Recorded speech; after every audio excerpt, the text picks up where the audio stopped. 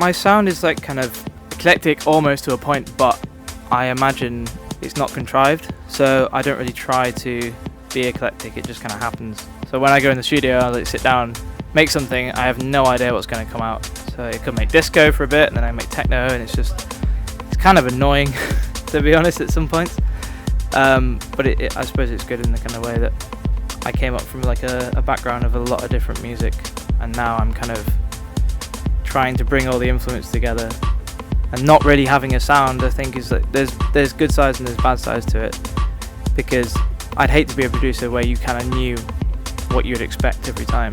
Be like, oh, that sounds like him. You know, do the unexpected and do something like different. I went from I was working in RBS. My track came out in September or October. I had 3 months where I was working as managing a team of about 14 people in a complaint centre. They were my responsibility, and I used to go and play 2 gigs, kind of sometimes abroad or sometimes in the UK, like go and play to a few thousand people, come back on the Monday just dying. I was just like, obviously because it was a massive change, it was like, and it was so hard.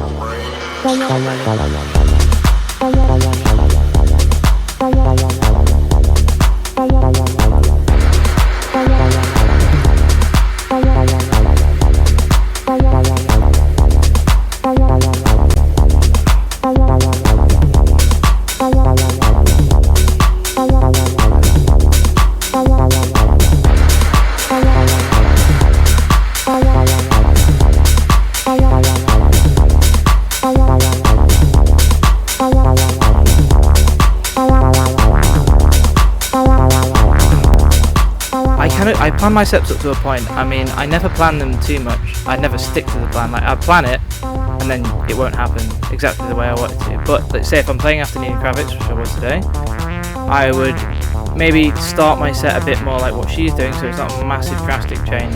I mean, like, I think personally, for me, a DJ should be there to make sure that everyone has a good time. That's my philosophy. So it doesn't matter where I'm playing with somebody. If they're playing disco, I'll play disco afterwards, and then like gradually move it on. I think like whoever you are, no matter who or how much of a big name you are, if people aren't dancing, if people are having a good time, and the flow of the whole night or day isn't right, then it's not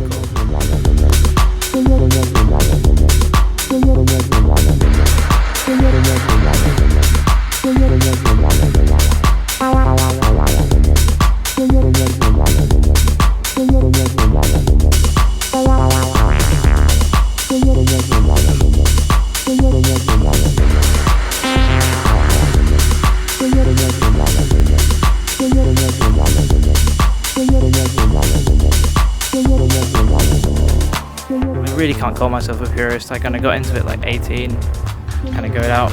I used to be in rocking like metal clubs, started going out with like house clubs, and I think, so what? I mean, like, it's becoming mainstream, it's fine. So say 1,000 people listen to your track and it's mainstream, or it's on an advert, for example, then maybe 10 people out of that 1,000, they go and research that genre and they go, you know what, I fucking like this.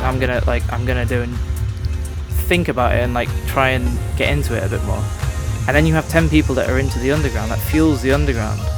Because like people are like, face it, unless your dad's Craig Richards or your dad's Jeff Mills, when you grow up, all you listen to is the radio or what your mates like.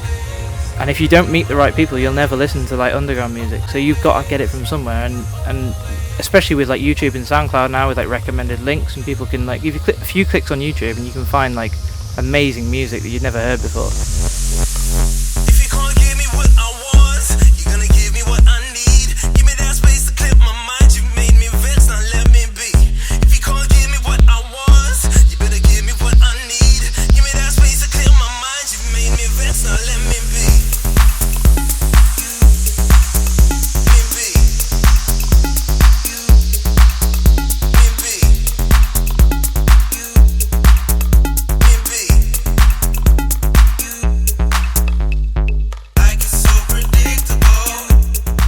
Yeah, I do feel a kind of, not responsibility, but it's kind of good. I mean, I don't believe in karma, because it's a load of rubbish. But if it was true, and the kind of whole idea of giving back to people is great, because I run a label with like 10 artists on, and they're all really talented, and the fact that I can use what I've got in kind of influence wise and business wise and knowledge, what I'm learning over the course of what I'm doing, to like give them back and like help them, give them remix opportunities, give them gigs that they might not have had before, and help them up, then I think that's really important. I have moments where I'm doing too much, I can't think, I forget stuff all the time. It's been really difficult because like touring as well, especially just like touring that much, running a label, it's been really time consuming, and sometimes getting into the studio is a bit hard, so productivity has been a bit slower. But now I've kind of like got a few tracks together, but I try and balance everything. I don't want to like shun people, I don't want to say like no, I'm not doing that anymore. I think it's important to like help people and help those guys get up, because they really deserve it. They're really, really talented.